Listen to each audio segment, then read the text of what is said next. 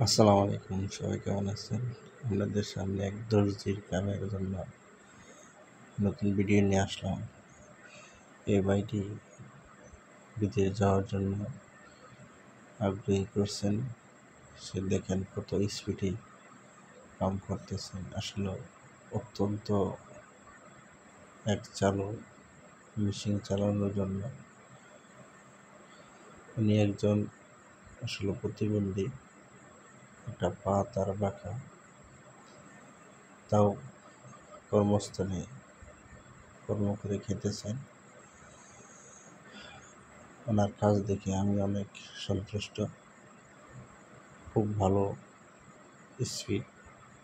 দেখেন, একটা সালোয়ার বানাইলো, অনলি তার সময় লাগছে 5 থেকে 6 মিনিট। 6 মিনিটের ভিতরেই তার সালোয়ারটা বানানি কমপ্লিট হয়ে গেল। আসলে ওনার জন্য সবাই আমরা দোয়া করবেন যেন তার শরীরটা ভালো রাখেন এবং ঠিকমতো কাজ করে খেতে পারেন। আর ভিডিওটা সবাই একটু শেয়ার করে দিবেন। এই বলে আমাদের সামনে বিদায় নিচ্ছি। আসসালামু আলাইকুম ওয়া রাহমাতুল্লাহি ওয়া বারাকাতুহু।